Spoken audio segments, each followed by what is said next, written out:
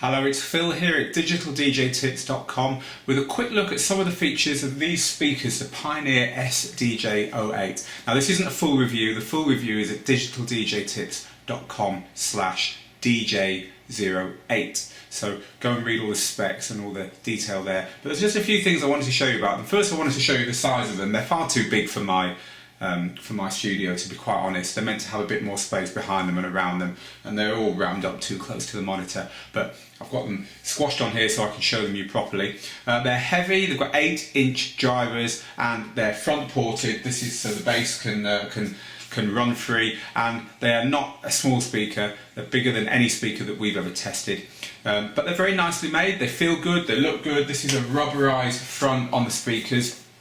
They look the part. And the thing that's different about them is that they've got a lot of inputs. Now, most speakers for studios tend to be made just for studios, and they'll have kind of like one input. Even if they're active, which these are, so that means that they've got an amplifier built into them, they're very inflexible.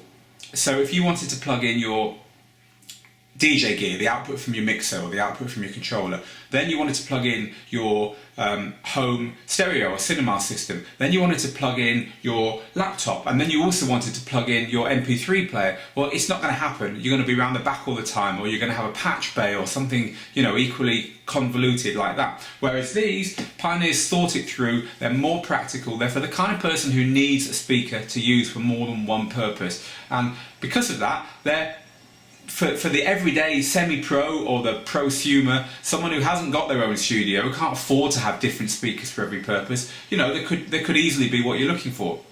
They have 4 inputs, so there's 2 RCA inputs, which is the red and black leads that you typically use out the back of a mixer or controller, 1 TRS balanced input and 1 XLR input. Now the other thing to know about these speakers is that these are identical. There's not a slave and a master like on some lesser speakers, on less expensive speakers. These are both completely identical. They both have their own amplifier, their own power supply. They both can take 1 mono input. So when you plug something into them, you're going to need 2 leads. You're going to need to split your stereo output, if you have 1 stereo output from something, into 2 separate mono outputs, 1 for each speaker. Just something to bear in mind if you're looking to upgrade from more consumer style speakers.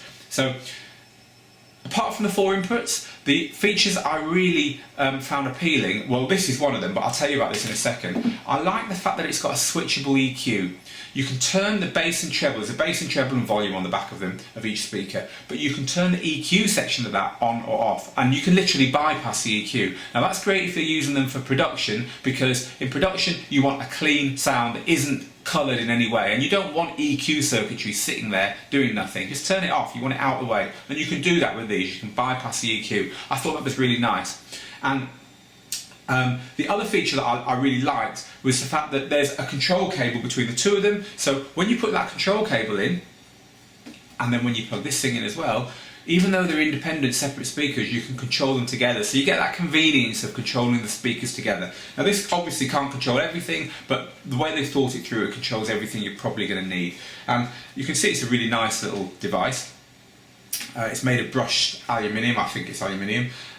It has this big control here. It's basically a volume control, so this big control here will control the volume of both speakers. The on-off at the front will literally turn the system on and off, and you have a mute control. There's two extra buttons here. So there's a mute, which will just quieten the music down. If you hold the mute button in, it will put the speakers into a special mode that bypasses the EQ, and then you hold it in again and the EQ comes back on.